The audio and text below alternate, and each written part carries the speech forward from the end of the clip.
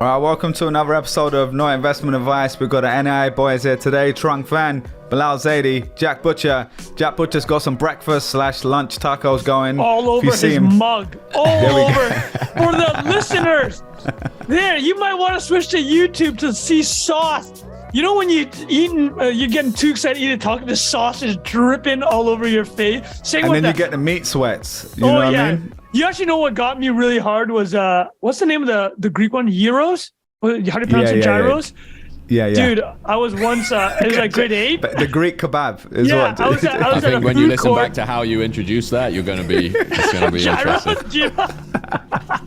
Jack, how do you say it, mate? Yeah, how do you say it? Euros? No, how you introduce that little segment of things you were talking about. I'll let you listen to it on the recording. Trun's going to be conscious the whole way now. I mean, that could get cut a lot of different ways, right? No, I just remember grade 8.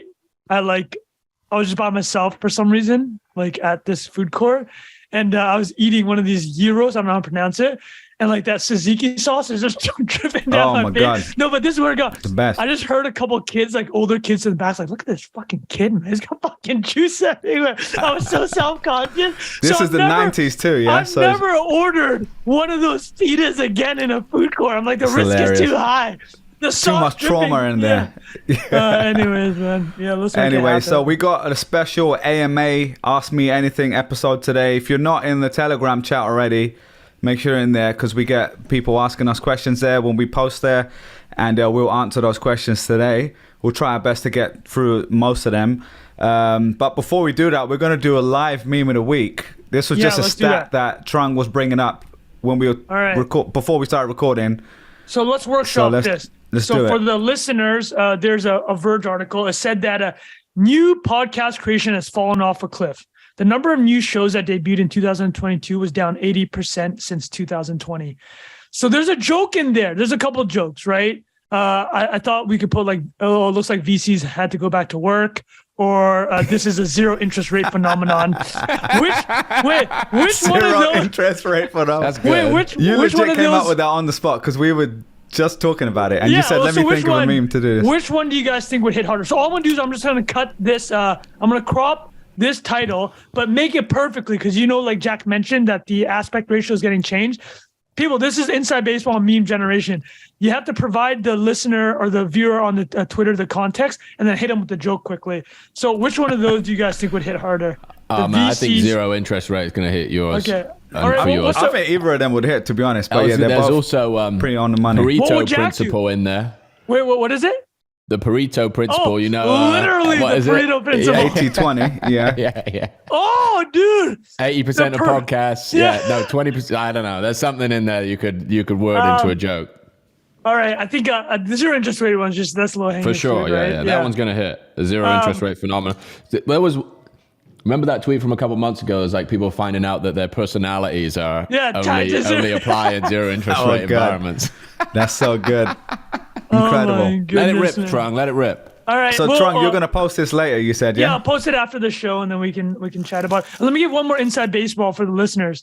So, yeah, definitely go in the Telegram group. Throw us, we'd like to just get some questions. We backlogged a couple questions from the previous time we asked for AMA. But just like selfishly, the AMAs are much easier for me for prep. I don't know if it's for you guys. Well, Bilal's the host. So the hostess with the mostest. So it's a little bit less where he's actually got to organize them. But when we do AMA episodes, I don't do any prep the night before, which saves you just 2-3 hours. Yeah. Straight to it, Jack, off the dome. You know what I mean, right? It's way more fun because it's off the cuff, and listeners enjoy that, right? People like it, and it's the style of convo. It's more like a discussion, And it's 100%. I think that most people have liked them. Jack, I see you do them on Visualize Value Instagram. The AMAs, scarce content, man. Scarce perspective. I think people love it. Yeah, and you also can't get it anywhere else. And you got answering short text there. So, well, unless you're doing those essays over several stories or something like that, but still. Yeah. All right, I think it's great. I think it's a great format. Reddit pioneered that, right? That was I guess so. I think Obama's popularized it. They got some big people. If you guys want to see a really Very funny cool. one recently, go Reddit AMA. I think last month they did Bill Gates. Oh my And then God. somebody asked The Bill questions. Gates, oh yeah, you knew what was coming. Somebody asked Bill Gates, hey, how does it feel that you own like 2%? No, you're the biggest landowner in America. How does that feel? And then Bill Gates wrote, well, I actually only own 2% of the land in America. And then the reply's like, only 2% of America? That's incredible Are you out that of you your said that. mind? You I can't didn't win, see this. right? Yeah, That's like when Chamath was talking about having 1 or 2% of Bitcoins, like of all of Bitcoin at one point. It's like, bro, what are you talking about? He just leans into it though. He leans into the Hamptons life and the cashmere sweater. So anyway, so let's get straight to the questions. And like we said, if you were trying to switch over to YouTube to see Jack eating his taco, make sure while you're there, click the subscribe button, click the like button, drop us a comment. Yeah. Let us know what you think of this one as well. All right, let's go for it. The first question: company versus individual name. So this was from ages ago, and Trung flagged it. So I don't actually know who asked this one. Let me put the full context. It was about Elon. I can't remember who the questioner was. Thank you for sending that question. I did say that we would address it, but basically the TLDR was like, hey, Elon's kind of going ham on Twitter. I don't really agree with a lot of what he's saying. I think a lot of it crosses the line. Does it become a point for Elon, or in general? I said it's a more general question. He asked specifically about Elon. Is like, Elon's turning me off from the Tesla brand. And what do we think about that? So since I framed that, and to extrapolate that really quickly, just to say what happens when a company gets too tied to an individual. Yes. So, and to broaden that out as it relates to us guys, the question is kind of like, when you're naming something, when you come up with a brand in the first place, why do you choose your own name versus a different name? So we all have experience with this. Jack has Visualized Value versus just Jack Butcher's, Instagram, though he also has an individual one, so maybe that'll be tied into this. Trung has Sat Post, and you have Trung T Fan on Twitter. I have Creator Lab versus the Bilal Show. And those are all very conscious decisions. So yeah, I'll throw it over to you guys. Let's ask Jack, because Jack I feel like is the brand guy. So Jack, once you're done eating that is that a fish? Is that a shrimp taco? Carnitas brisket. Oh, the brisket. Oh my goodness, you're going to be taking a nap in 2 seconds. Yeah. Here we go. So, all right. Well, it's a good question. I think it's hard to address very specifically too, because of the scale in a Tesla and an Elon versus like, a Twitter account, which is essentially Visualized Value began as a media brand in itself. So I think on the media side, the ability to build something from scratch feels like it's much easier to do as a person, because the barrier to legitimacy is much lower. Like this, you can see this even if you go on small Twitter accounts and you see where people are trying to start brands from scratch, and you kind of gloss over it in a sense, because it feels like you're being marketed to, unless that thing is designed with a very specific perspective in mind, which I think in hindsight, Visualized Value accomplished that, where it represents the idea that it talks about all the time, versus like a media publication that doesn't necessarily have a hyper specific focus. You'd be better off just putting out your opinions as an individual, right? And then maybe branding, like Sat Post without Trung's name under it would be a completely different scenario, completely different level of interest. Like, people are subscribed to Trung, and you name a product based on how that product works in that scenario. The Elon thing, I don't think we've ever seen anything like it, right? That someone that runs a company at that scale, because of the asymmetry that exists in risk and on both upside and downside, where the things you say move markets in a ridiculously powerful way. And I think a lot of companies now wish they were in that position, but they don't have anybody with that level of influence, reach, interest surrounding them. This is really, it's always been the case, but the world is just kind of interested in it now. I don't know how many companies get to that scale and still have a single person calling the shots in that way. Maybe a lot of the technology companies are that, but it feels like more of an anomaly than people give it credit for too. I think more people would be doing it if they could. Yeah. Remember like Bezos getting on Twitter a year ago or something? That was like 2 weeks long. Yeah. Trying to like play in that world. And it's like a really, I don't know, it's a really conscious decision to run your business and your relationship with the world that way. And I don't think many people are that comfortable with it. Let's tie it back something that you've well studied. Naval, right? He talked about putting your name. He's like, when you put your name on something, you take all the downside risk, but you capture all the upside risk. Yeah, right? yeah. Oprah, he used Oprah as an Trump, example. And Kanye. Well, yeah. two of the exactly. three, maybe. We got the perfect set of. Those are exactly. There you go. Right. That's exactly. You put your name on it. They're all billionaires or once were, and like. But then because of how tied it was, do you guys know John Field, the guy that did the Gravity Blanket? He was on the Invest Like the Best podcast, and he had a great. First of all, that episode went mini viral actually, and he had a great. His perspective was this: when the individual becomes bigger than the brand, he thinks that's when you jump the shark. You think that's extremely dangerous. And then he said that in Elon's case, he's like, if Elon is more well-known than Tesla, I think he said that's a negative harbinger for Tesla, which is an interesting way to look at it, right? It's like more stuff can stick to a person too, right? There's more like the opinions and it that surround stays a on you person for are a so long much time. more voracious. It's like it's a company before feels I like. want to say is like, I just want to say one thing and then I'll pass it. It's like it's just natural, right? It's like people want to make people scapegoats, right? They don't like Toyota had this ignition crisis. How many people died from that, right? But I literally couldn't name you a single person that works at Toyota. Yeah, exactly. VW, they had the $30 billion Dieselgate scandal. I couldn't name you a single person that works at VW, and you forget it. It washes away. Kind of goes to Jack's original point. It's like a brand, very easy to forget.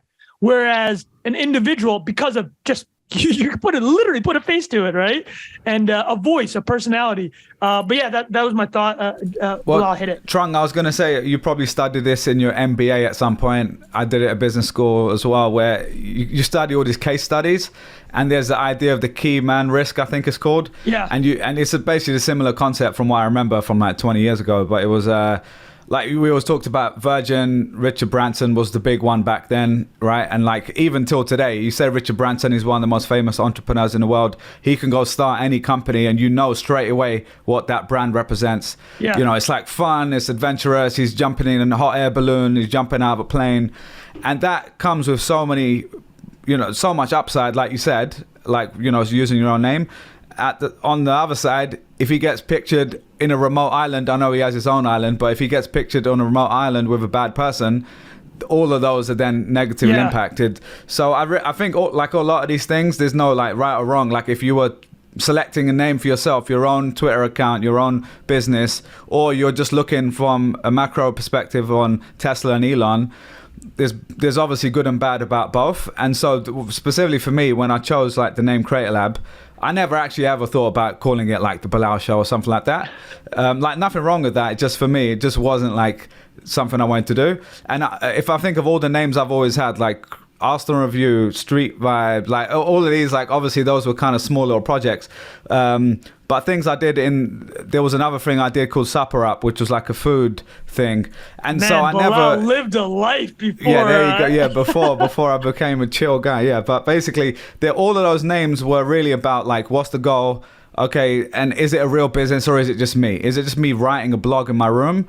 Even then, I could have said Bilal's Arsenal Review. It was what's the broadest thing? They don't know who I am yet, so they know what Arsenal is. So Arsenal Review is very descriptive. You kind of got it. Creator Lab actually is a little bit of a tough one because when I first picked the name, I still really liked the name, but now the word creator is like there's a connotation of like creator economy, whereas for me 90% of people I've interviewed are just like entrepreneurs, right? So it's not really just about like a creator on YouTube, though I have a few of those as well. So I just think there's no right wrong way to do it, but personally I also think that one Jack Butcher, one Trung Phan can have many of those accounts, and you can kind of what Jack said originally, if you've got like a specific focus, it might warrant having its own name. And actually this question I actually don't want to glaze over and say necessary. No, but I'm gonna say is that I think this question is actually extremely important now because you have people like Mr. Beast who can become billion-dollar companies on their own, right? That's true. So like, and a lot of people listening here, they may end up being somebody of that caliber or already headed down that road, right? It's like the question really is, do you put your own name on it? Own it like Oprah, own it like Trump, or do you build some? And this is what I think. This is my 2 seconds thinking about an answer. I think if you want to build something bigger than yourself, it has to be its own name. If you care enough for something cool, If you want to build something bigger than yourself, it can't be your own name, right? Like Steve Jobs didn't name it Jobs Computing, named it Apple, right? Let's just look. What has lasted 50 to 60, 70 years, man? Even like Rockefeller, Standard Oil, right? And that turned into Exxon. Like Bell is now AT&T, and like these General Motors is GM, right? It's not the name. Are there of the any examples where it was the other way? Ford is the one that's lasted the longest. Maybe Bloomberg is the only one I can think of where it's actually someone's name. But those are also just good names, right? Yeah, that's true. Like Fan would not be an enticing name, right? Maybe this is the answer. Man. You can build something bigger than yourself if you got a tight last name. All right, so there it is. That's the answer. I was just going to say, there's something crazy about, we need somebody who's an expert on this or has studied this to talk about this, but there's weird... Star names? Names that kind of cut through the noise in a way that makes results more likely, or in the same way that a well-named product can cut through things. Like when people name pop stars, for example, a lot of the times they're like changing from their birth name to get them more like what's Lady Gaga's real name? I have no idea. Yeah, no clue. Good one. And in some cases that people are just born with like Harry Styles is a great example of a kid who's like, that's a sick name, and that's actually his name. Yeah, it's like, because that's his name, maybe people interacted with him in a way that made him a pop star. Do you get what I'm saying? Yeah, I get you. That's an interesting idea. It's self-fulfilling, right? It's like, oh man, Harry Styles, you should be a performer. When he's coming to school. Right. And the reason I've thought so deeply about this, because we're naming kids, you're thinking about how you want to name your kid and what effect that has on them throughout their life. Like if they're one of 15 Tims in a class, right? What does that do to, and what on the other side of that, what does that do if you're called X9726? Right? Yeah. It's fascinating. Is that Elon's kid's name now? That is. I think it was. That's what I'm trying to reference. I have no idea what it is, but it's like a serial number. I just realized something as Jack was talking was, I think the original thrust of the question is, should then that a person's personality actually influence your choice of buying the product or not? So this is what I would say. There are a lot of controversies with corporates being bad actors, right? Like donating to a party you don't like, and then you find out XYZ, right? Like Chick-fil-A is a very popular one. They donate to a lot of anti-gay establishments, but like, man, I've had Chick-fil-A. Chicken slaps, though. If I'm at the airport, I'm sorry, I'm getting it, right? Like but this is my answer as to why. Listen, I can separate commerce from politics. Like if I had to go through every single corporation's politics, remember the famous, the one a couple months ago, the actress, I forgot her name, but she's like, I'm not buying a Tesla anymore because Elon, I'm buying a Volkswagen. I'm like, do you know how Volkswagen started? It was literally started by the Nazi party. Yeah, I was just going to say that. I remember literally this said, was hilarious. I want a people's car. So when people don't understand, this is why I wouldn't want to play that game where you're deciding on products based on what you think about the company. Put it this way, Amazon is one of the most hated companies by a lot of these anti-capitalists. Yeah, but we all use it. 95% approval rating. Right? Yeah, and they probably all use it. Apple. Dude, Apple is the number one brand in the world. It literally has slave labor in China. Yeah, I know, it's crazy. Now, there's a absolutely goated Joe Biden quote on this one. It's very underappreciated quote, which he should have been pumping on this, was show me your bank account and your calendar and I'll tell you what you care about. Oh, that's brilliant. That Joe Biden? Right? That's Biden. I'm pretty sure. Maybe I'm getting that wrong, but that's what I'm saying. He should have ran on that. Listen, sounds I want to make Joe it clear. Rogan to me, man. I don't want to make light of the activities of these companies. Yeah. But the whole point is so Chick-fil-A employs how many people? 10,000, 15, 20,000? What, they're all bad people? They're going to stop eating there? Are you looking behind the sourcing of every single product you use? Are you looking through the supply chain of every single product you use? What I don't like about that attitude is if you actually audit what you've purchased, you're going to look like an asshat. So I'm just being honest, right? I'm like, listen, I don't agree with their politics. Like, I'm not going out of my way to support Chick-fil-A, but listen. But you're getting 6 nuggets once in a while. If I'm at the Minnesota airport and I'm hungry, I'm probably going to get a sandwich there, right? Yeah, like, when were you at the Minnesota airport, by the way? Is that when a real I flew thing? back and forth from Boston and Vancouver? That was one of the stops. Yeah. Boys, let me drop the actual quote. It's don't tell me what you value, show me your budget, and I'll tell you what you value. There you go, right? Yeah. Okay. And but I like It's where all you virtue added signaling, calendar, right? because that Calendar is, in there somehow. Yeah. I'm taking that one. That is better for individual. I guess, was he saying that in a political context? It might Like be a budget for the government or something. He's on the Senate floor saying that. Which makes a lot of sense. Actually, a great quote, a great thought. But the hypocrisy of the, I believe X, but I do Y. Yeah, yeah, exactly. that's a good. It gets to that core truth. Trung, I think what you were saying, like, really resonates with me too. Just because I'm obviously joking, obviously making jokes about the chicken, but like the chicken does slap, obviously. It's good. But the thing is, you're right. Like that line of logic, if you're just so extreme and you're like, well, look at this company, I'm not going to buy from them because of that. But you're not then consistent in everything else you do, then I can't really respect your opinion. If you are actually like the maybe 0.5% of people who try their best, or a few percent of people who are like, okay, I don't want to support fast fashion because it's really bad for the environment, it's really bad for XYZ. I'm going to go to a thrift store, I'm going to go do whatever. I respect that. Like, it's a conscious decision. It, but that person's also insufferable, and I never want to hang out with them anywhere, any circumstance. I respect your consistency. You're straight on the ASOS train. I would never want to have dinner with you. Because Yeah. I know that shit's going to be annoying as hell, man. I can't eat that XYZ. Fuck, man, I'm hungry. Can I just get a goddamn chicken sandwich?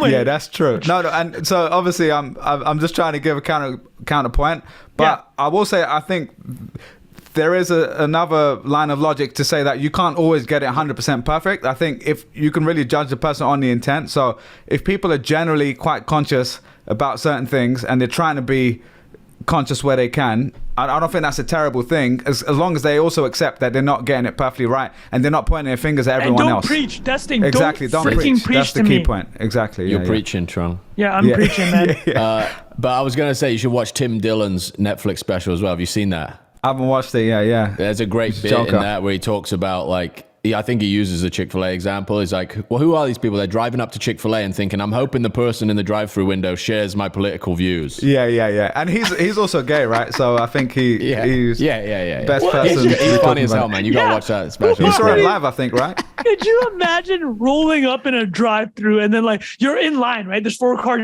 behind you, 4 in front of you, and you decide midway you're not going to order. Like, what is going through your head? Oh, man. Anyways. All right. Good question. Whoever asked that, sorry we didn't get names. I've got names for all these other questions, but that was an old question. Should we move on to the next one now, boys? Let's keep the energy going. The next one is about the current state of the market. This is from Ray Foley. He said, with the financial winter coming and big tech shredding massive amounts of jobs, where's safe? Money, employment, even location. I'd be interested to get all of your takes on this. And yeah, I mean, I will just say on the tech layoffs, I've seen quite a lot of Google people in the last few days who, yeah, man, it's been rough. Let's get that off you, Bilal, the on the ground reporting on the layoffs. On the ground reporting. What do you hear, bro? What do you hear? No, I mean, I will say, so yeah, I mean, thankfully a lot of the people I know have been okay, but it's just been a terrible shit show of a situation, and I don't know how else they could have done it, but it's just like, it's been 10-15 years of good times, and it's the first time they're seeing bad times, and a lot of people are struggling with that, understandably. And I think from what I understand, a lot of people got an email on like Friday morning, probably didn't even read it. Some people turned up at the office, badge didn't work. Similar in New York, where you used to work, right? Yeah, exactly. And that's honestly why it kind of hit on for me a little bit, because it does feel like, I could easily been in that situation. And so I have a bit more empathy for those people, because even though a lot of people on Twitter will be like, they shouldn't have a job anyway and they're overemployed, which is partly true, right? Like they definitely need to cut the number of people working there. But that's not their fault. Companies. That's not the employee's fault. That is 100% management's fault. Exactly. And the thing is, it was, I heard of people that worked there for 20 years just got locked out of the thing and they're done. Other people, one person, this isn't verified, but someone sent me a screenshot of someone posting on LinkedIn that they're like on maternity leave and both parents are now out of a job. And again, terrible situation, right? Like no one wants that. But like, on the flip side, there are a lot of people who said, look, I'm getting 6 to 8 months worth of severance, right? It's severance, right? And I think they were very generous with severance, from what I understood. And again, there's just no easy way to fire 11,000 people. So it's just, it's not a good time for anyone. We're in a recession, so obviously thoughts for all those people trying to figure out their next steps and that. But well, let's actually, Bilal, let me add something to tie it into our previous thing about individuals versus companies. Remember what happened with Twitter and Elon when they're laying off people and how much shit he took. Again, it's because it was tied around an individual. Every other major big tech firm has done something comparable. Yeah, they've just like fired. But they're not saying, "Hey, Larry Page, you're or Sundar in this case." It's also because you could say that something Elon probably didn't handle as well as like the rest of these companies in terms of like being vocal and like the face of it. But like every other, we're talking 10,000 plus across Facebook, Amazon, Google. Obviously, as a percentage, that's not as much. Yeah, I was going to say, I think for Google, it's like 5 or 6%. Right, but the absolute numbers, massive. It's a lot of people. It's we're talking 60,000. Do you know like the concentration of departments or disciplines? Just again, this isn't verified, but just from what I heard, it's a lot of cloud. From what I heard. And again, I can't really say specific stuff because it will probably like give away who it is. But I heard from some people across the board that it wasn't just like low performers. It was like literally such a weird distribution. No one fully understood what's going on. So there were people just going to get caught in a crossfire at that scale. Like some seven-figure guys got caught, like gals, right? Like seven-figure employees got caught. I'm sure. And also I can imagine where, so I heard from someone, they said like the best performer on the team got let go and they didn't, and they were really surprised because even though they're probably a strong performer, the other person literally, because it's in sales, so imagine you that actually know the process number of just like going through and figuring that out. And that's why, from my understanding, that's why there's going to be so many inconsistencies where people are just confused because it's not, it's really hard to do something like that. This is without me knowing anything. My assumption is there's some sort of algorithm which looks at perf scores, tenure, compensation. What's perf score? Performance scores, like your performance reviews. And again, I'm making this all up, but my assumption is they would use that. And it's Google, they use a lot of data to do stuff like this. And my assumption is that would get sent from the top down to the VPs, probably to directors. Yeah. But from even the managers I know, like a lot of them just had no idea this was happening at this scale. So anyway, so it's pretty sad times, but it kind of was needed. And hopefully all those people will get a good severance and they'll be able to find work elsewhere. But let me add one thing on it, and you kind of touched on it, and people were like, people have been trolled with the quote unquote cush lifestyle, man. But I gotta say, like, the one thing I couldn't get on board was like the jokes about the employees getting left. Like, hey, like somebody actually put a really earnest message, right? You guys probably saw the meme trend. Is like, hey, I was a former Google PM. I was let go. I can do X, Y, Z. And then everybody started trolling it, right? Like people started posting like, hey, I used to work at Google. I'm the person that put the fuzzy pictures from Pinterest when you Google image search things and like that type of thing. I'm like, listen, I laughed, but I'm like, this is kind of cold, man. Yeah, it's like when people are like losing their jobs, like you don't want to make jokes even if you're like, no matter like, kind of touch on it, even if you're super well paid and getting a fat severance, like losing your job is literally one of the most emotionally difficult things that a person can go through, 100%. Right? Because so much identity is tied up into it. And I think a surprise too. It wasn't like something where you know something's coming. You try your best. You're like, say you're on a performance plan, PR, what's it called, PRP or something. And you're like, oh, I've not been performing. I've got 3 months to get my act together. And you're working with your manager. That happens all the time, and some people get let go. This is like you're turning up. You've got all these plans, and the next day you let go, or that day you let go. And so someone who's been here for 20 years, man, that's like, Well, let's address the question, right? Like the question's asking like, well, how are we feeling about this environment? Yeah, exactly. This is a massive wake-up call. Like this level, 100%. And Bilal, you would know, like this would have been unthinkable at Google 5 years ago. Unthinkable, right? Yeah, like I would say honestly 2 years ago, like even a 2 year years and a ago, half right? ago. It was the like join Google, you set for life. You know, that's the meme, was like, you got your Google stock, you got your job, like, you're good. Don't worry about anything ever again. And that's another like thing that probably exacerbates how severe it is for people, because they're not in an organization that has done that before, or that's not part of the culture. Like a Goldman Sachs, where it's like bottom 10%, you're getting your ankles chopped off. Yeah, it's a good point. Well, so here's the lesson, right? Here, let's extrapolate this. What's one thing you could take from this is like, and we've talked about this before, because Bilal's been on the recession's coming train for the last 12 months. Like, he's like, guys, we're gonna do this episode. 12 Bilal years, called man, it, right? It's like 12, like a year ago, we did one. I mean, we've kind of talked about this, but it's like, the idea is like, you cannot trust a corporation to take care of you. It's just impossible. You cannot do it. Whatever. 100%. I'm not saying you do nothing and you're disloyal to the company. Just, you cannot assign it your max loyalty. You have to think about yourself. You have to put yourself number one, just because at the end of the day, these companies don't care. Like, at an individual level, they might care. Like, your boss might care about you and you have a good relationship with your manager. But these companies ultimately do not care.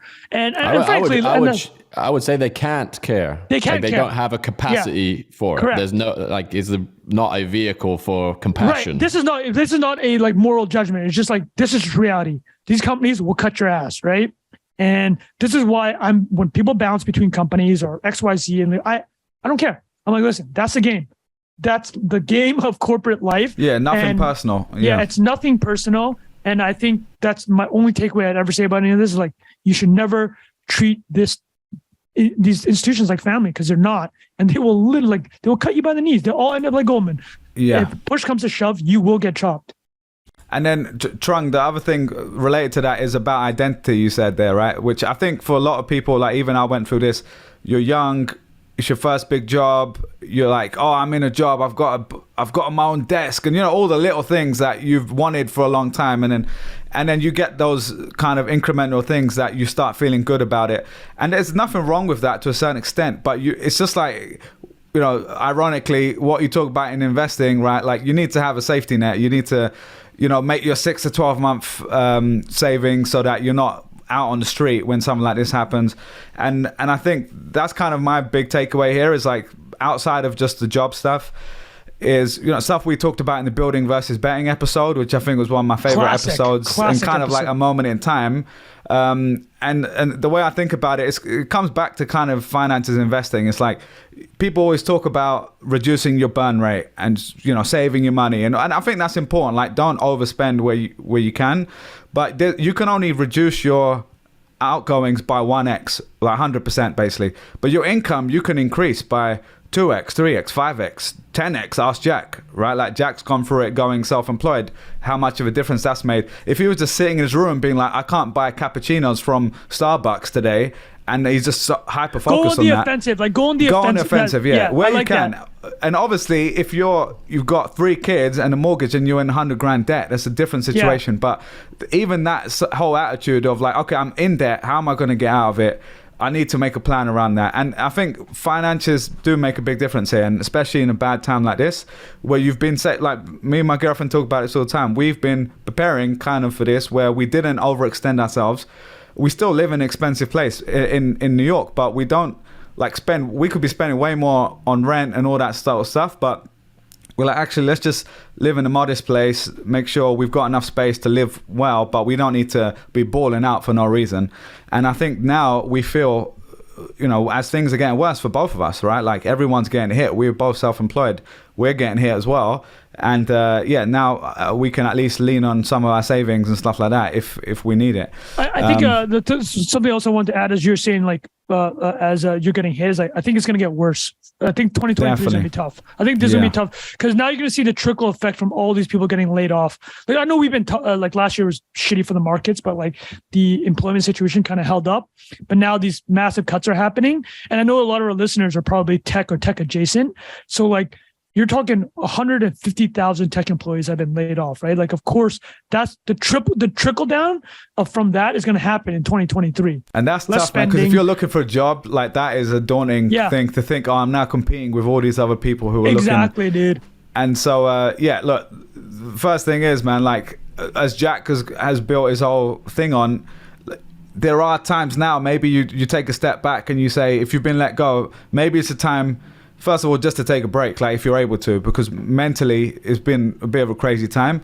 And the other thing is, it always comes back to like, what are the skills you're developing versus just like, oh, I've saved a bunch of money.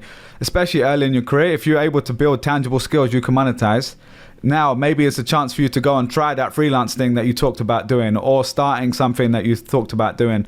And sometimes it's a blessing in disguise. But I will say, just, if you're able to get that 6 to 12 month amount of money in the bank, then it gives you that feeling, oh, I can take a risk now. And that's how I personally feel.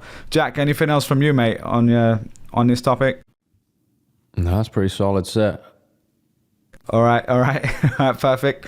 All right. This is a related question from Niall Quinn. He said, I don't know if we've already answered this, but let me know if anything else comes to mind. If AI is coming for our white collar jobs, then where should we go? What career opportunities do you see from AI? We talked about this in our the Barely episode. I'll just summarize it quickly. I think the way that a lot of people have to think about this is, it's not coming for your jobs. You just got to learn how to work with it. That's the number one thing I'd say. Is like, learn how to work with AI. And I mean, everything's out there. You can use, I don't know, Barely AI. You could try that. That's BEARLY.ai. No, yeah. I mean, learn how to use if you're a lawyer, there's like very specific AI vertical tools that they're building there. If you're a coder, you're probably going to use Copilot. Learn how to use Copilot, right? It's like, let it increase your productivity and your knowledge, and so that's the skill in itself. So 100%. Yeah, I would say if Niall hasn't heard the episode we did 2 or 3 ago, we kind of Bilal like fully discussed like that was the Barely AI one, right? Yeah. Check that one out now if you didn't already. Jack, anything from you, mate? No, I think this is it converges with the last question a little bit, where it's like, for anybody in this situation with any concerns about your ability to compete in the world, you have to start publishing your work. Whether you use, like, whatever you do, like the idea of documenting and publishing your stuff and creating a portfolio of the things that you are good at, even if you invent briefs. So I come from the design and marketing world, and one of the ways I got my start was just to imagine briefs. Like, I have this set of skills, right? I can take a company and turn it into a symbol that represents what that company does. If I could work my dream job for whatever client, I'm just going to give myself that brief without permission and make the thing that represents my thinking on that. Permissionless apprentice. There we go. Permissionless apprentice, $1. Go get that. Well, Jack, I actually did how I found Jack on the internet was Naval was asking to make an app. And Jack did some crazy thing in, was it Adobe? What'd you do it in? Figma. You did He did some crazy app design in Figma, sped up the video by like 10x, and then like it showed from A through Z him designing. I'm like, damn, that's sick. Did anything ever happen with that? No. I mean, I like got connected, did the book illustrations, and so it's like not direct. Not direct, but yeah. It's like, that's another thing. It's like, I think people who come from a corporate environment have this like, I need to do X and then I'll get Y.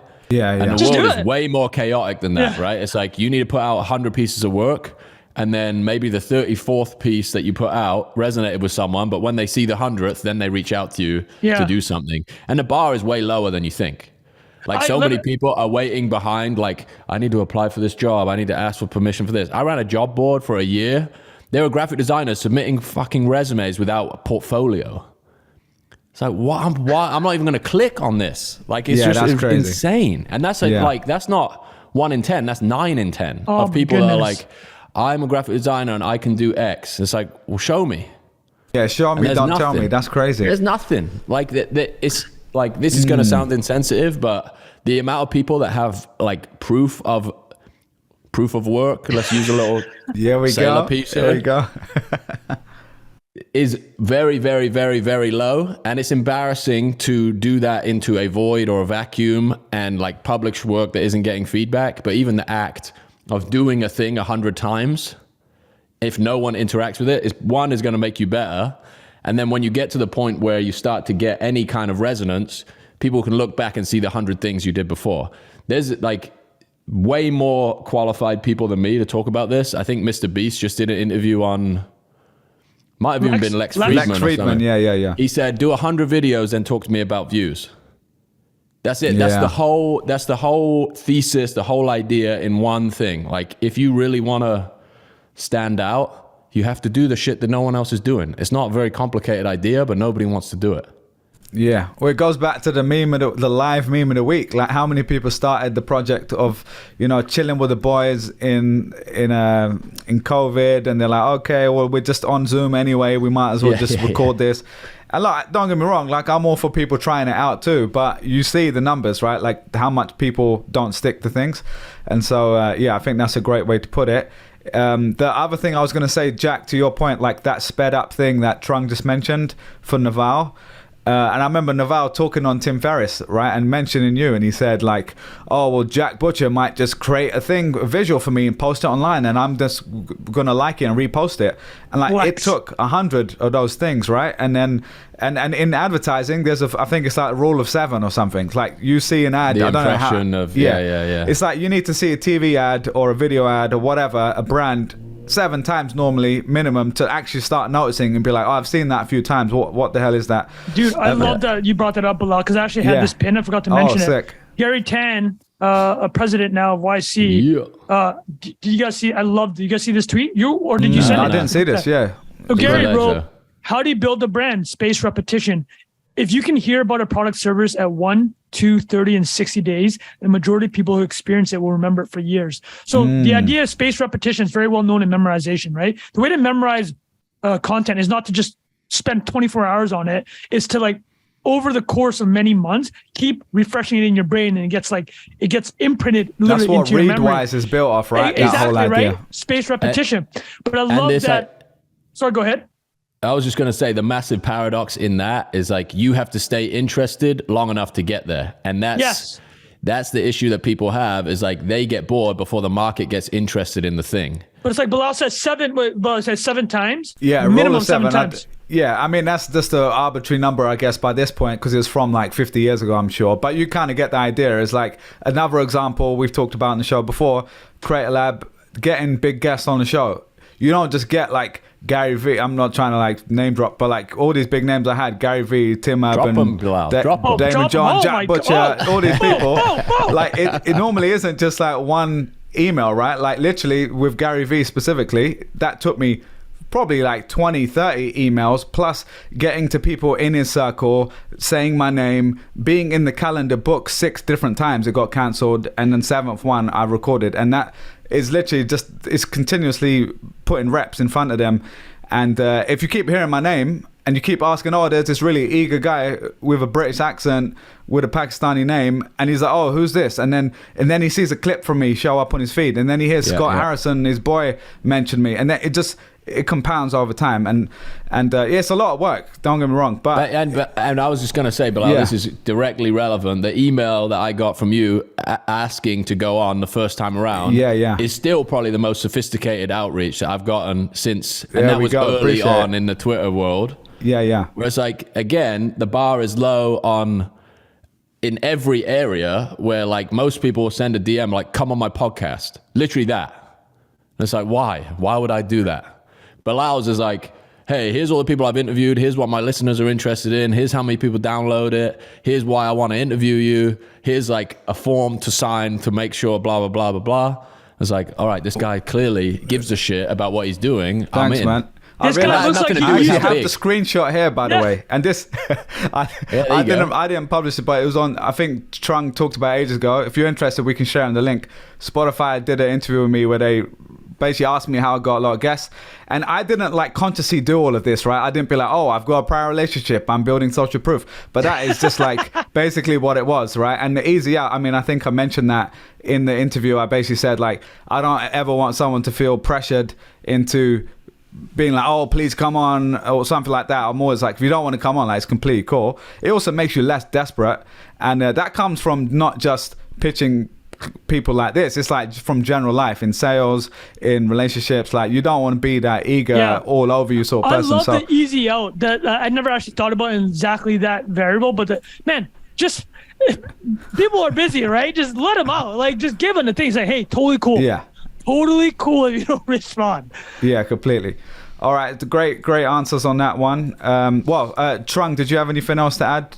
Yeah, well, just on your point about the 7 names, actually, do you guys remember the Captain Morgan ad? There's literally a 30-second Captain Morgan ad, and all it does is say Captain Morgan. It's like Captain Morgan, Captain Morgan, Captain Morgan. But then that's the reason. You have brilliant. 30 seconds. And what are you trying to accomplish in that 30 seconds? Like it's like 72 just hammer reps or impressions. Yeah. That's funny. Well, this is actually the next question, which is actually really related to what you just said, Jack, around publishing your work. So this is from Mike Battle. Twitter growth from scratch in 2023. And there was also a related question from Ricky Rose, that's my nickname, talking about launching newsletters from scratch. That's not actually his name. His name is Ricky Rose. I just added in the Rick Ross lyric there for you guys. If you had to start with zero presence, curious how the squad might launch a newsletter. How do you do research, what the hook is, and how do you write that first banger? I just grouped those two together because I think it's in a similar bucket. Let's do a case study about newsletters. Our boy Ben Tossell is absolutely on fire with Ben's Bites newsletter about AI. I think he went from 0 to 20,000 subs in 2 to 3 months. And I just chatted with him yesterday. It's like, I'm trying to get 200K by the end of the year. I'm like, on your growth rate, like I would not be shocked. 100%, so what I want to say about Ben is this. Okay, so a little bit of context. Ben was founder of MakerPad, sold to Zapier, and he had 30 to 40,000 Twitter followers. So not zero. But what he's done is the right thing, is pick one niche and just be absolutely relentless. Dude, this guy is any piece of AI, like anytime there's like a new art tool or a generative AI tool or chat GPT news update, literally Ben's just like adding this to newsletter tomorrow and LinkedIn newsletter. I can't even tell how many he's doing a day. It's incredible, yeah. It must be 20 or 30 a day. And he's still got his main gig, by the way. He's doing this on the side. Yeah. It's very impressive. Bilal had him on the Creator Lab. Did you guys talk about strategy more? Could you actually talk about that? Yeah, we did a little bit in the second half of the show. So if you're interested, you can check that out. But basically, we mostly talked about what's exciting in AI. But the second part was really around why that style of newsletter and why he then chose Twitter. And so I think it comes back to the principle, which is like, what are you focused on? Why are you doing it? So for him, he's specifically, I would group him in the group of what Sean did with Milk Road, the crypto newsletter. Crypto newsletter. They basically said, all right, there's a growing market, there's an opportunity. I'm doing this as a business, so I'm doing this to grow. I'm not doing it because I'm a creative writer and I need to express myself. That's a very different goal. And I think that's always really important, is like to rank basically why you're doing it in order, because you want all of them, right? Like you want to have expression, you want to get your Twitter numbers up, whatever, but really why are you doing it? So in his case, it sounds like he's like, this is a big opportunity. No one's doing Milk Road, the hustle, or whatever for AI, in his opinion.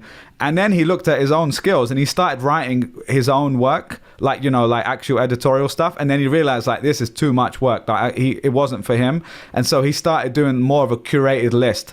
So I think that's actually really interesting, because when you're not an expert in a topic, how do you then still add value? You curate and you say, well, I'm not an expert, but here's 10 people who are, and I'm going to group them together. And here's what I've read about them. And like the reality is that 99% of my readers are like me.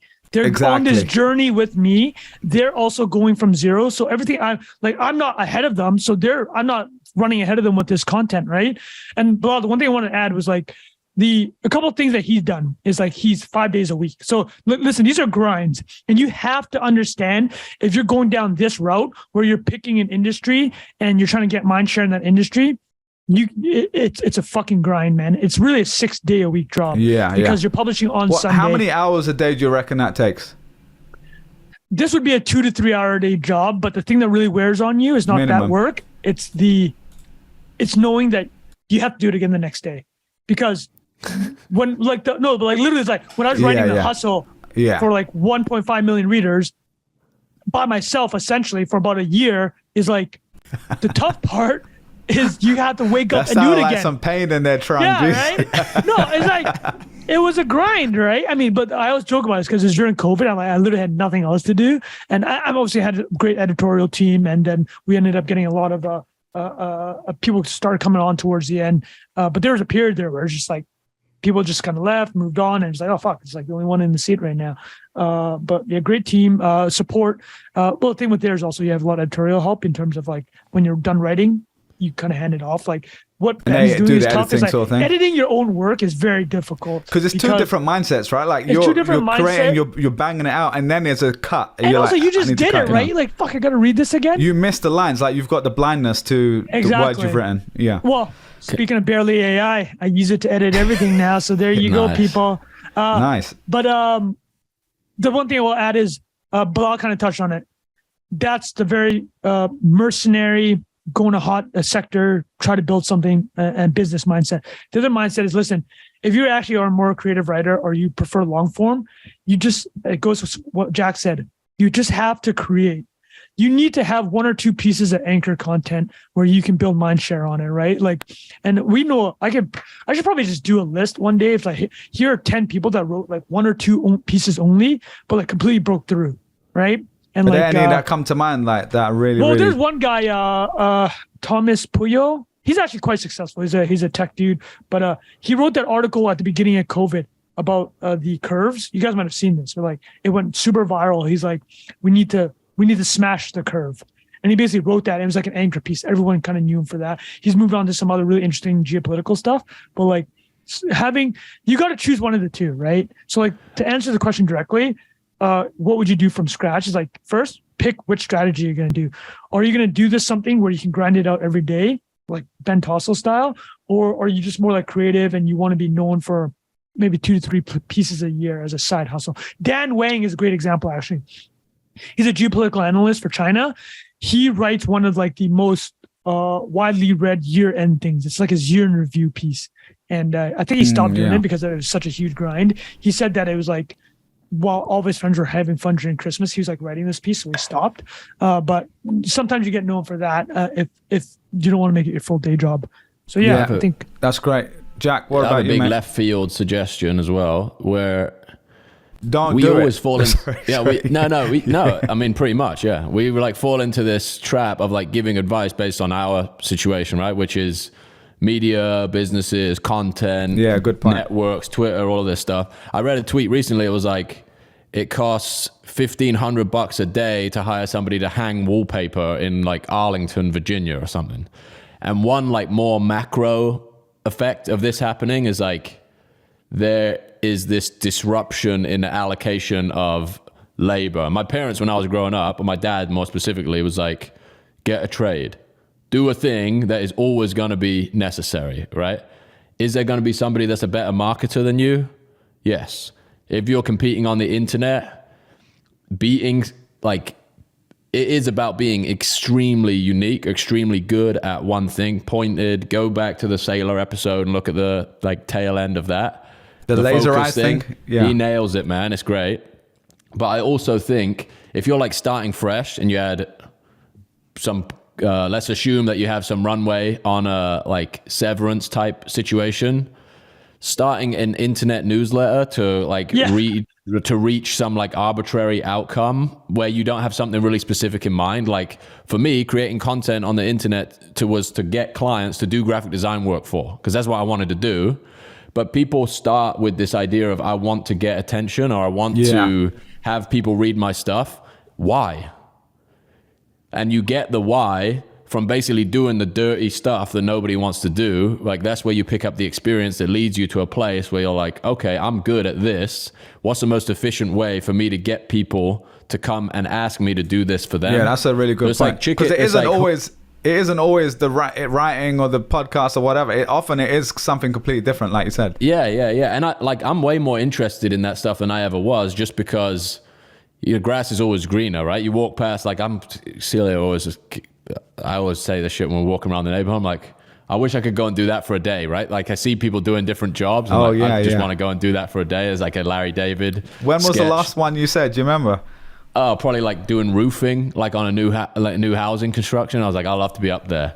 But, you know, again, grass is always greener. You're up in the cold weather doing that, or you're like on the computer all day doing AI, like figuring out what AI things to curate for your newsletter tomorrow. And there's obviously nuance in between that, right? It's not just like hard manual physical labor and being in front of a computer all day, but especially the people that listen to this podcast are going to be way over indexed on like, I need 100,000 Twitter followers to make a living. No, you don't.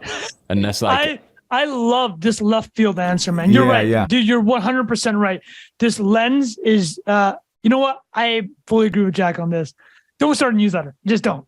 Unless you have a really good reason to. For most people, shouldn't. Yeah. I mean, when I spoke to our boy Pomp about it, that was the first thing he said. He basically said, the first thing I'm going to say is most people shouldn't be doing this because this is what it's going to take. And it's not that whole like hustle culture thing of like, oh, well, this is what I'm so hardworking. But like, if you see literally what Pomp and his brothers do, like, I mean, especially Pomp, man, like he's literally putting out a daily email, animals, 6 like podcasts a week, like I can't even count anymore, and they do it with energy. And I actually listened to Jason Calacanis on the Tim Ferriss pod recently. It was like from end of last year, and I know like some people, you know, whatever you think of Jason, I actually thought it was a really good episode. And one of the things that stood out for me was him basically talking about he's like a 10 out of 10 extrovert. And for him doing a daily show on This Week in Startups, basically, and then doing a next weekly show on All In, and then doing the All In Summit, being in person around all these people, that literally just gives him energy. And for like the other, probably 2 out of the 4 of them on All In, it drains you completely. And there's nothing wrong with that. It's just like naturally how you are. And so even for me, I'm probably like a 8 or 9 out of 10 extrovert. But even for me, especially doing them remotely, it just like after NIA every week, straight after, I have to go like chill out for a few minutes, and then I go to the gym. I go for a walk. You got to like just take it easy after. And that's even, I'm really enjoying it. And so I think that's the better question is, it sounds very cheesy, but like, what are the things you're doing naturally? What are the things that you're interested in where time is just passing by? And sometimes that ends up just being a hobby. You know, it's like, for me, it's Arsenal, right? Like you hear me talk about it every week. I could talk about Arsenal all day, and maybe that means, hey, Bilal, you should be doing a podcast on Arsenal since you've done all these other podcasts. But a lot of it is like, hey, I just want to enjoy that on the weekend. It's like my one time where I get to just shut everything off and just be completely stupid and like irrational sports fan, and that brings me joy in my life. You know what I mean? So there's a good lesson in there too. Is like, because you enjoy it does not equal like massive commercial opportunity. And in most cases, like, not opposite is true, because everybody enjoys it, so it's going to be hard. Yeah, exactly. You actually know who? I just want to say that. Have you guys watched the Breakpoint thing on Netflix? The tennis show that's like the F1 show? Not yet, but I got it added. It looks pretty good. Yeah, the first episode is about Nick Kyrgios, the Australian dude. What a lad. He's a total personality, right? But like, he doesn't give a shit about tennis. Like, he plays a quarter of the year. He's a basketball guy, right? Yeah, he's like, no, but like, he literally, the show is just talking about. He plays tennis. He was a top 10 ranked player. And he's the only guy who's beat Federer, Djokovic, and Nadal. He's one of 3 people that's only that's beaten Federer, Novak, and Nadal, and like super high potential. Just does not care about tennis. He doesn't have a coach like right now. Doesn't have a coach. He got to the final Wimbledon, I think it was recently, though. And I guess that's a 0% interest phenomenon too, which is it's the Scott Galloway thing, right? He's got a great like intro to a lecture on that, which is, don't do what you love, do what you're good at. I think that's a great point. Summation of it. But it's like, you think the guy that sells like leases temporary toilets to construction sites is passionate about toilets? No. He's an operator and he wants to make money and feed his family. And normally when you're good at something, you end up enjoying it because you kind of have that progress, and you're like, you get into flow, right? You get into flow. You're improving. It's getting easier. People are stroking your ego about how good you are at X, Y, Z. But it also depends on the person as well. And the only thing I was going to say, again, very frameworky, but like, you guys, if you've not come across it, you probably have, called Ikigai. It's that graph which has the 4 different quadrants or whatever. But I forgot what all of them are. But that essentially summarizes some of the things we're talking about: things you're good at, things you're passionate about, and there's 2 others. Ikagi. Good for like the world wants and all that kind of stuff, right? And it's basically, it's always really hard to do, but it does actually it helps me think about different parts of my own life, like a podcast. Okay, are you good at it? Are you enjoying it enough? Are you naturally good at it? And then, okay, is there a market for what you're doing? Can I get paid to do this? In my case, thankfully, it's a little bit of yes for all of them, but maybe not so much that I'm like, oh, that's what I'm doing 100% all of my time, and therefore I can put it in its place and say 1 day, 2 days a week I can afford to work on it, but I need to still make that money somewhere else. And so that's kind of another like thing you can use probably for that. So I identified the screen for us, one of the greatest NIA moments ever, when Saylor went on his rant Hold on a second here. Here we go. Okay, here we go, people. Here we go, listeners. This is the question we asked Michael Saylor. Oh, yeah. We asked him, what advice would you give a newly grad? Play it. The world's increasingly specialized and it's platform driven. So you need to focus on, first you need a basic set of skills. The basic tools you need to get by in the modern world would be English, important, the ability to code, right? Some computer science, or be computer literate, be English literate, because anything you sell in the world will sell for a higher price in English. Anything you buy, you'll buy for a lower price in English. So it's a universal protocol.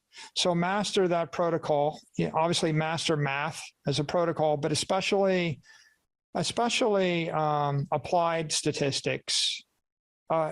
For example, if you have a complicated theoretical math problem, you can generally plug it into a computer, or you can Chat have GPT programs that'll solve calculus and calculus of variations and those forms of math. But the kind of math that you use every single day of your life is applied statistics. Like, for example, what's the likelihood that coin is going to zero? How much risk is in the protocol? This is so good. If I change the protocol every year, what's the risk that will actually blow you got up that in digging. my face? So you have to be good find, mate. That was all the time. Oh, we're not done yet. So that's statistics, especially applied statistics. So I would study that.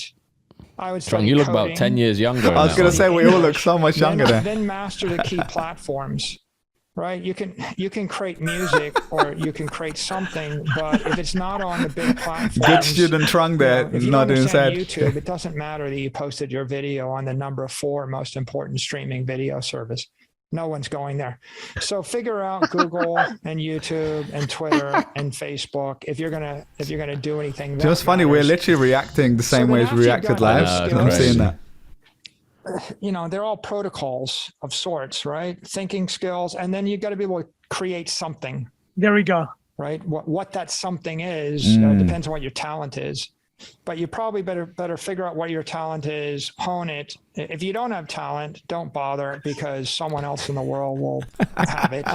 If you have talent, focus, master the talent, then figure out how to deliver something on those platforms, compatible with those protocols. Like, don't sing fabulous music in Swahili. Oh, dude, what after Swahili? That's brilliant. Understand Swahili, right? Figure out where's the money, right? Figure out where are the people with the money and how do I communicate with them and how do I serve them? And then you do that thing with the awareness that the world is increasingly go get that selfie though. Global, See that? interconnected, and there's a winner take all type environment. This is the lesson. This is what I was talking about. Gets most of the market. The number 2 gets a little bit. The number 3 gets noticed, and the numbers 4 through 40,000 are the long tail of mediocrity. So figure that out. Make your career there. And then if you come back to the metaphor of laser eyes, the whole point of laser eyes is, yes, you have 100 opinions, but the world only cares about one. Yes, you can do 100 things, but the world only wants to pay you to do one thing. Right? And once you do that one thing, if you have a modicum of success and you start thinking that you can do a second, a third, and a fourth thing, you're wrong. You're wrong. Right? Because when you're the most successful person in your niche and you're doing the one thing, there's someone that's smarter than you, more talented than you, that has more to gain, less to lose, that wants to replace you. And they're thinking about that 80 hours a week. Yep. And you're That's deciding so to right, put your man. thing on That's autopilot and so move good. on to conquer some new thing, because that's what alpha males do. When you think about that, you just remember what happened to Napoleon when he charged into Russia, and then Hitler when he charged into Russia, and then Napoleon when he charged into Egypt, and then Julius Caesar when he charged into Egypt. That part is one of my favorite. I use that line a lot. Is like we could have made this entire AMA just that. Is like you get good at Reaction one pod. thing, the world only wants to listen to you for your one opinion. The world only wants to pay you for one job, right? And as soon as you think you do something else, wrong. Yeah. It's kind of like being an artist too, where it's like the music that made you big is the stuff that everyone wants to listen to when you go to the show. Yeah, they don't want that new artists stuff. are like, I don't want to play that massive smash hit. I want to play this new B-side that I wrote and about this new experience I had. And it's like, no, man, just give us the good stuff, man. Just hit us with the smash. Just give us That's what we Wonderwall. want. That's what we want. I went to see Dave Matthews Band, and they didn't play Crash in a 5-hour show. That was just them saying "F you." That was just them being like, Maybe you can hilarious. too big to fail at a certain point, Yeah, but for that's most true. people, you don't have that option. yeah. Love that. Trung, great fight. I think we could just keep that in. I think that was a Okay, nice keep the little whole thing. It's worth reflection it. point. That's one of NIA's greatest like snippets ever. Yeah, we've never done like a reaction. I think, the funny thing is so many people ripped our video and like put it on Twitter and TikTok. And That's our I most think viewed video ever. one of the YouTube videos where people just did like a segment got like crazy views. I'm not hating on it. It's great. Like, means people liked it, that it spread. But yeah, we should do more reaction videos like that. All right, boys, I think we can move on to the next topic unless you had anything else on that. Ready. So this comes from Elena, who we gave a shout out to in the past. 20-something pod. Thank you, Elena. There we go. Elena had a couple banger questions in here. She said, your advice you'd give to your 20-year-old self. I think it actually ties in quite nicely with what we were just talking about there. But anything coming to mind for you too? Yeah, I would say one thing, there is a downside to like absorbing all of this basically like survivorship bias narratives from the three of us is one good example of that. Saylor is a more extreme example of that, where it's like, if you're like looking directly at the thing you're trying to get, it's very hard to get it.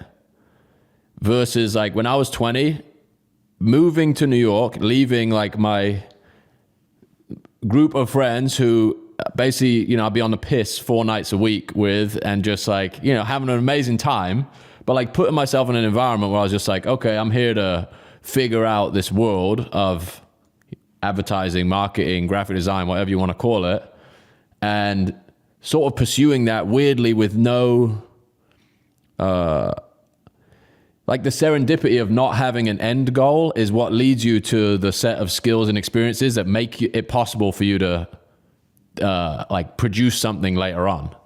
So I'm like there's this weird paradox between like having a really specific goal and just like putting a massive amount of effort into whatever situation you're in currently.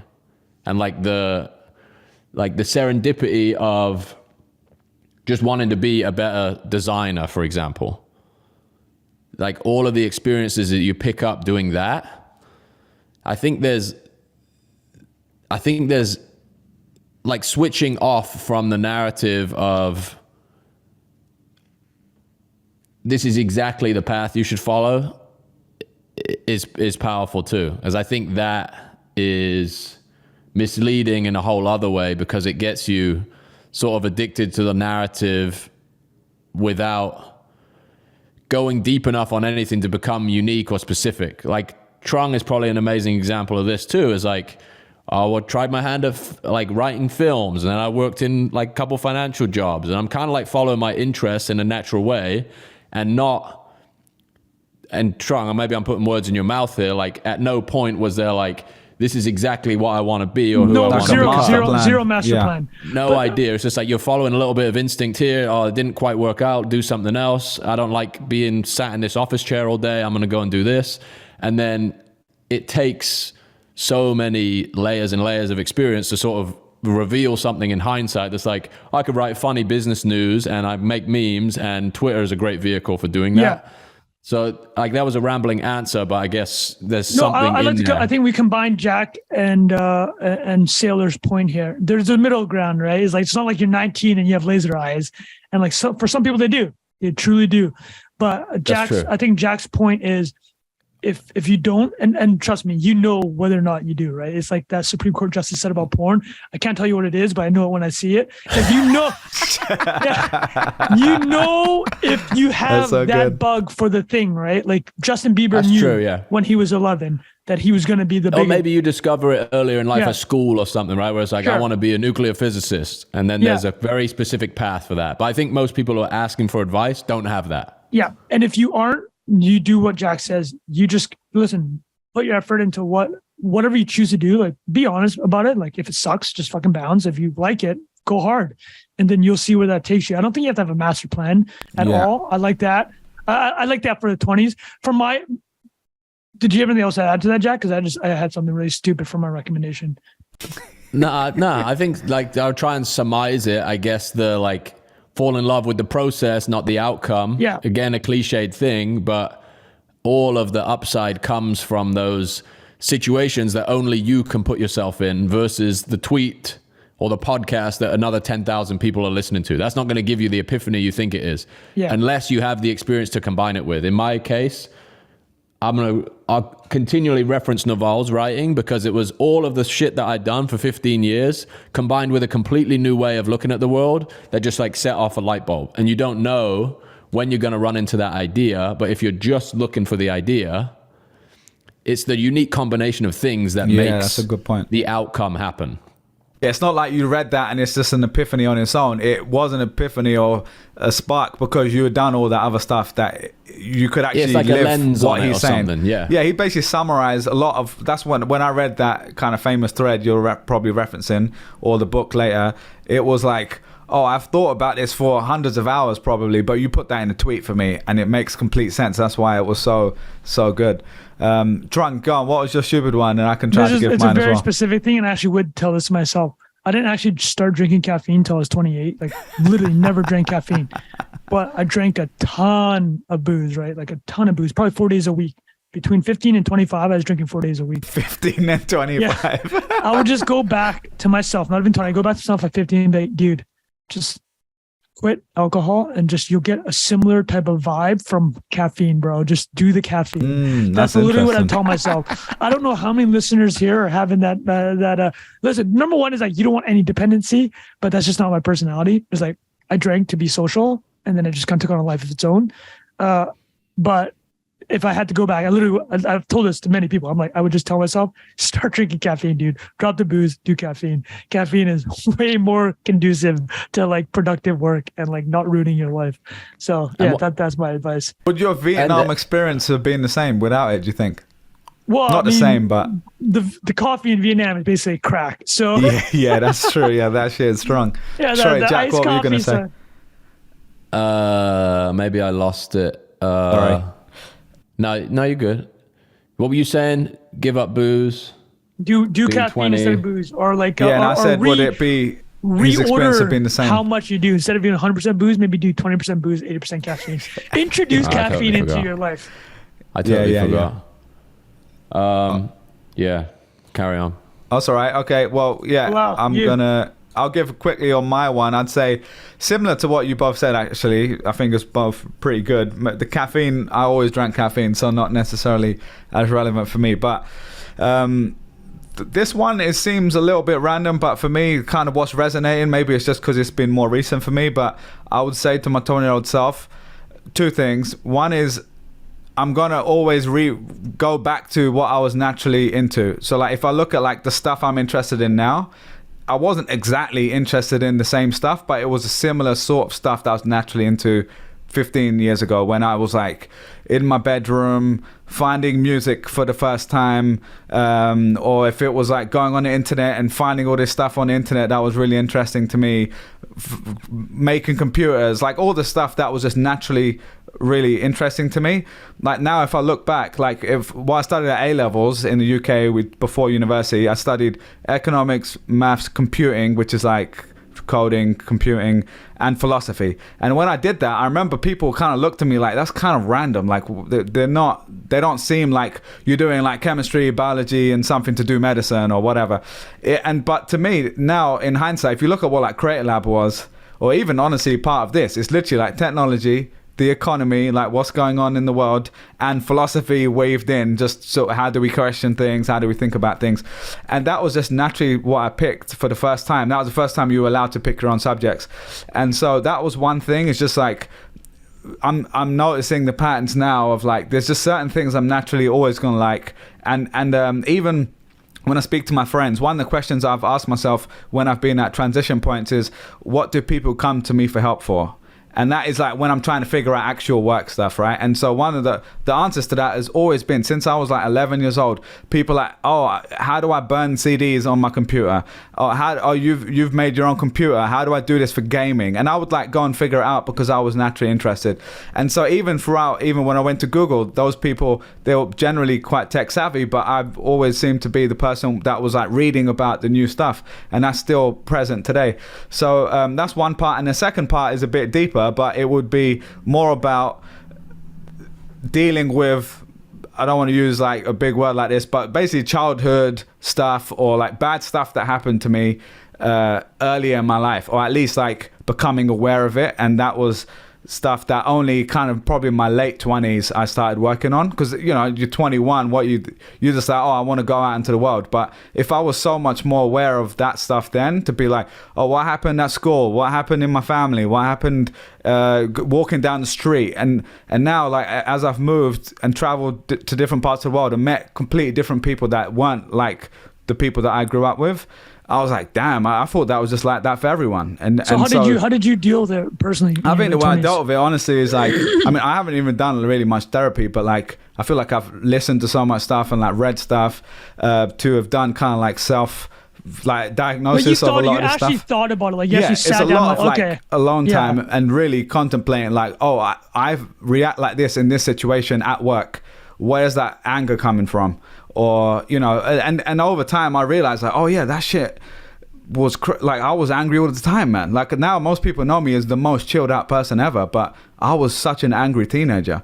And that, again, without turning it into a therapy session, it was like because of stuff that happened, and I was like enraged and I thought the world was unfair, and that can translate into something really negative. And then thankfully at some point I realized like, oh, that's not doing me any good, and I need to put it in its place. And when I was able to do that, I could actually like use it as fuel. And now, honestly, now I'm at the stage where I'm kind of trying to use some of that stuff and kind of like play it back in my head again to say, oh, now I'm kind of in another transition point basically in my life. And like, now I've lost a little bit of that drove me when I was 16, 18 years old. How do I get some of that back without being depressed young, you know, teenager or something like that? So anyway, that's going off on a tangent, but that would be something I would say very early on. Yeah. Go and read about it, go listen to deal with your mental stuff. Like honestly, deal with your mental, exactly. Yeah. And if you need to do therapy and you can afford it, that's great. But yeah, there's lots of resources out there nowadays. So yeah, that would be the thing I'd tell myself.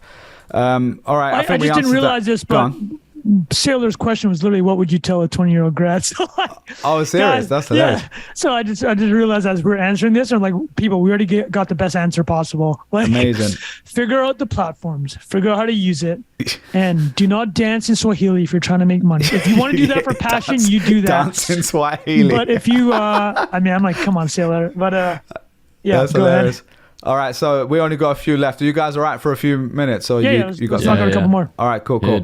Yeah, this has been good. So we did the newsletter one already. This is from Ali Naylor. If each of you could have dinner with any one person, who would it be? This is like the Jay-Z versus 500 grand question, but just who you get to meet for dinner. Whew. Who would I have a good conversation with? I mean, I man, honestly, like, I enjoy like kind of the geopolitics so much that I would love to sit with somebody that like had their fingers on the nukes, like, you know, like ex-presidents. Right?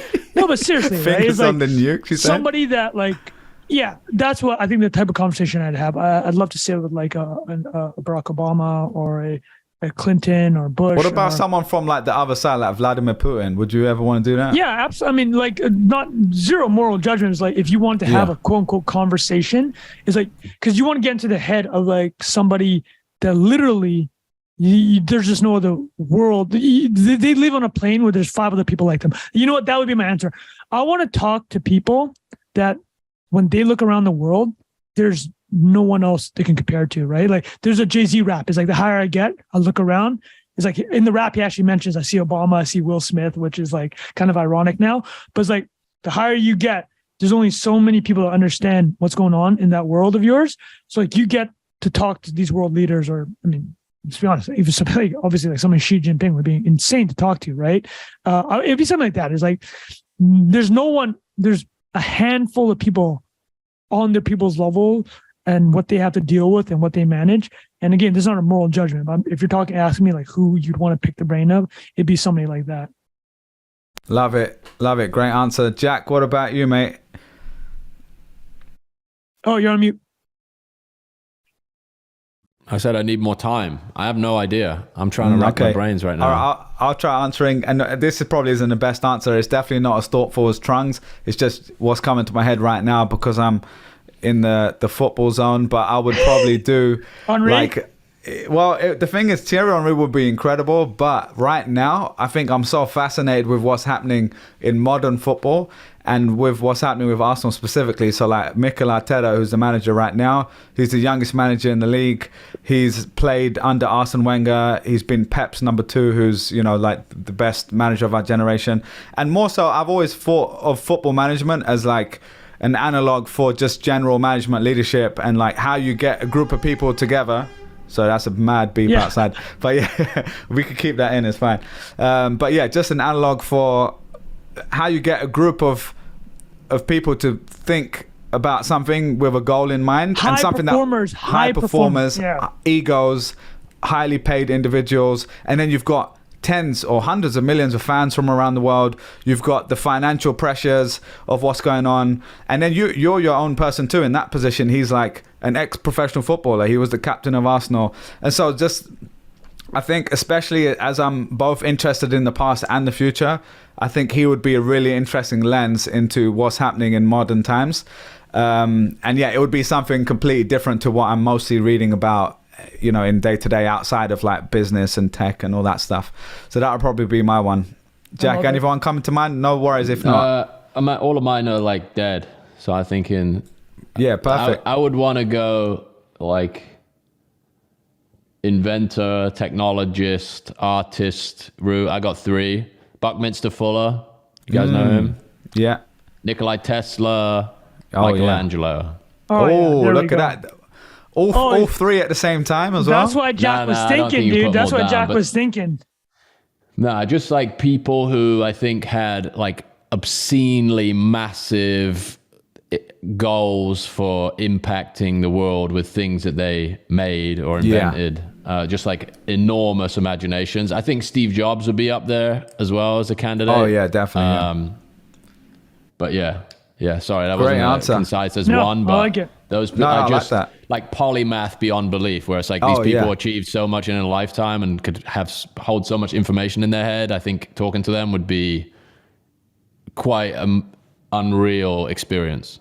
Oh yeah, definitely. No, it definitely beats my Arsenal manager that does press conferences every week already.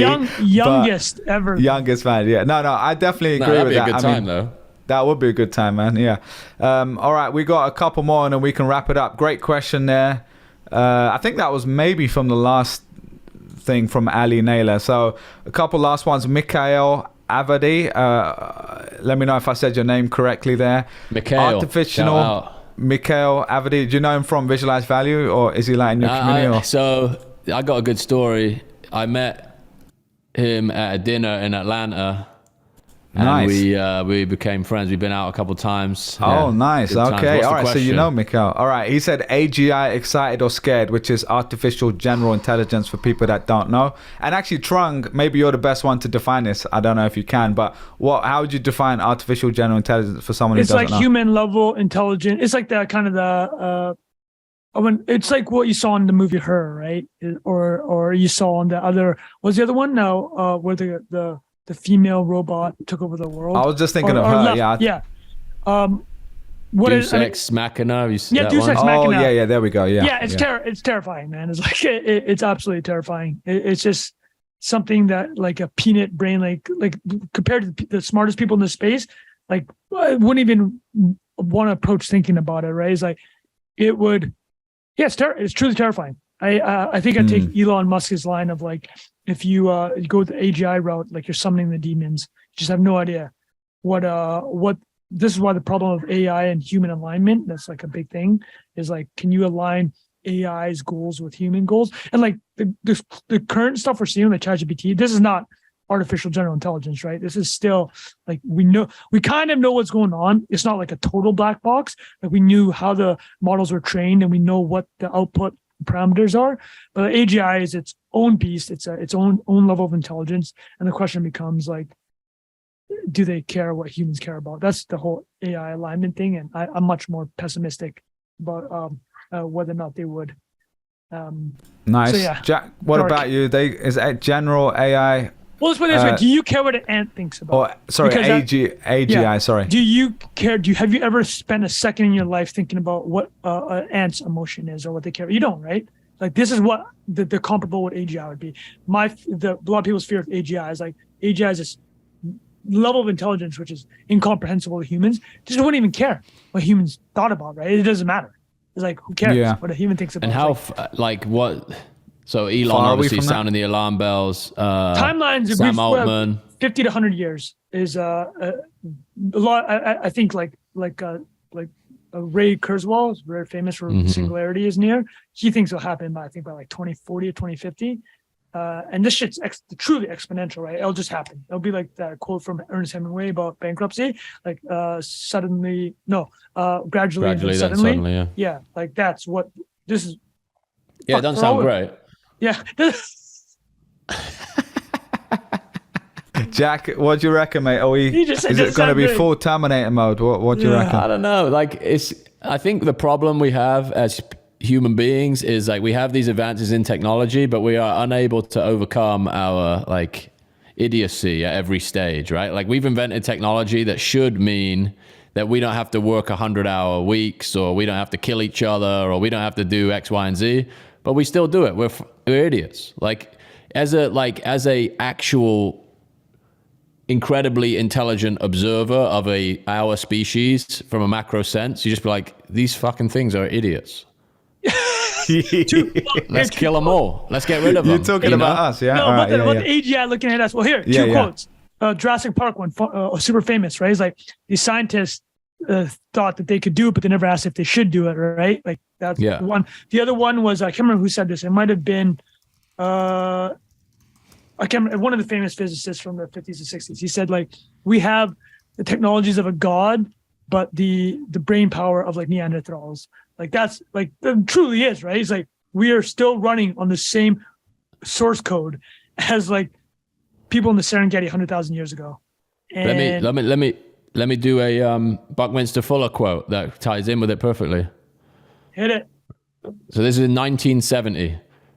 We should do away with the absolutely specious notion that everybody has to earn a living. It is a fact today that 1 in 10,000 of us can make a technological breakthrough capable of supporting all the rest. The youth of today are absolutely right in recognizing this nonsense of earning a living. We keep inventing jobs because of this false idea that everybody has to be employed at some kind of drudgery, because according to a Malthusian Darwinian theory, he must justify his right to exist. So we have inspectors of inspectors and people making instruments for inspectors to inspect inspectors. That's hilarious. Just read his stuff, man. He's a genius, dude, but like, that's gonna bang hard on Twitter. I'm stealing that quote, man. That's at least 1,000 likes right there. Someone clip that right now. All right, that was good. All right, last question to wrap us up here from Faraz Rahman or Farez. If I'm saying your name, the first name incorrectly, let me know. Amazon said you have one free ticket to either the moon, the Mariana Trench, or deepest Amazon. Ooh. What would you choose and why? And I'll be honest, I had to look up the Mariana Trench properly because James Cameron has been there a lot. Really? Okay. He's a huge nautical fan. That's why Way of Water is the name of Avatar 2. That's why he did Titanic. Do you know much about it? Like to explain what it is to people? It's the deepest point. It's like the Everest of the ocean. It's like the equivalent of the Mount Everest of the ocean. I'm terrified of the Mariana. Dude, water scares me. I mean, at past like 100 feet, it's pure darkness, right? Like we know less about that part of our planet than we know about space. So I would not want to go there at all. Well, like I guess I would add sorry, can you see my screen? Yeah. So for people who it's 7 miles deep, what's down there? So yeah, you can Google it if you're interested. Wait, read some of the points. Your bones would literally dissolve. Jesus Christ! Yeah, I mean that's ridiculous. Okay. Well, there's so much pressure at that depth that so watch the movie The Abyss, actually. Fantastic movie by James Cameron in 1989. It's about underwater civilization, but I would not want to go there, man. That's scary. So if I change the question to say if you would survive and there's no risk of you dying. No, I'm terrified. What's the language of the question again? The question is you have one free ticket to either the moon, the Mariana Trench, what we're talking about, or deepest Amazon. So like deep in the Amazon rainforest, I guess. Which would you choose? We don't know a lot and about why? the Amazon either, actually. I'll do the Amazon, man. I would do the Amazon. I feel like Amazon you can kind of already do. Maybe not like super deep, but you can go to the Amazon. You're going to see some gnarly stuff in there. Like you're going to see bugs this big, man. And like, I'll tell you crazy. If you want to see about somebody that took that ticket, Teddy Roosevelt at the end of his life went to the Amazon. Let me check. I think he almost died in the Amazon. And it crippled him. Fun fact, fan segment. Yeah, There we go. Teddy, so if you want to, sorry, who asked that question? Faraz Rahman. Yeah, so Faraz, if you let me answer, not from me, who's not exciting, but let me say that in 1913 and 1914, the former President Theodore Roosevelt went to the Amazon basin. He he nearly died during the voyage, and his house was permanently damaged. The river where he went was eventually named the Rio Roosevelt. That is the story of somebody that took that ticket and went there. So that would be something for our listeners if you want to read about somebody taking that ticket to the Amazon. I would do the Amazon. So wait, both of I'm you said changing Amazon. mine to the moon. I'm changing mine to the moon. I think the moon's an interesting one. Was it definitely the moon or the space? Did he say? Yeah, the moon. So I would say if I wasn't scared of dying, the Mariana Trench is really the one that I know nothing about. So I'd maybe be interested in that. But an Amazon, I feel like would be really incredible. But I feel like you can kind of already get enough of that already, like without knowing the detail. I know people have been to the Amazon and like you could still see stuff in there, but yeah, like if you're going deep in, you're right, it's a different world, right? Like you're gonna experience stuff and people and like the animals and stuff that you just didn't know exist. The moon one to me though is kind of ridiculous. Like that would be just ridiculous to be able to see from outside of space. There's a phrase for it, Trung probably knows off the top of his head, where you just see the earth. Like that seems incredible, so I would probably say the moon as well. I'm pivoting. I just read some of the Wikipedia. I read some of the Teddy Roosevelt Wikipedia. That's gnarly, dude. I'm not about that. All right, we'll leave yellow that for fever or another one. something. Some crazy. Oh, definitely got malaria. I don't know. Yeah, the other two, you would not be having a good time. Like, you're not like staring there in awe. You're just like, That's a great question. I also think the rainforest is amazing, but it gets a little repetitive. Yeah, I know that's cool. Tree, rock, river. Have you ever cool. been safari? Have you guys been on safari? Like I'm being a bit of a dickhead here, but like safari is amazing if you get to do it. Like definitely try it out once. But like you're driving around for 10 hours to see like you see like a lion and it's amazing. It's not a dickhead. It's like, so I've biked through like the Mekong Delta, which is like similar environment to that. Not similar, but like you're gonna get mosquitoes. Wait, this is you. You've done this. Yeah, like biked and done a small river tours. Like, dude, it's just mosquitoes. That's all it is. That's my memory. It's fucking mosquitoes, right? You know what? Amazon's out. All right, Amazon's out. We're going to the moon. All right, we're going to the moon. That's the best way to finish the podcast. Nice. No investment advice. And I think this was a really great episode. I enjoyed that. How was it for you absolutely. boys? Oh. Yeah, it's good fun, man. Always good to do. Anytime we can bring out Saylor, it's a W. Good little impromptu reaction. And thanks again for being there, everyone. Appreciate you guys. We got episode for you every Wednesday, 12 o'clock EST is the aim. And so we'll see you next week. Make sure you subscribe on all the podcast players on YouTube. Give us smash the like button, all that good stuff. Share this if you want somebody. If you have a friend or family member that is drinking too much and you think they should use caffeine instead, share this. And we're sitting in that 20% left over from the podcast bull market. Exactly. There we go. We're still here surviving. We're still in the bear, man. Uploading audio in the bear. You think exactly. This ain't gonna stop. All right. All right, boys. See you next week. Appreciate you all. Have a good week. Cheers. Bye-bye. Peace.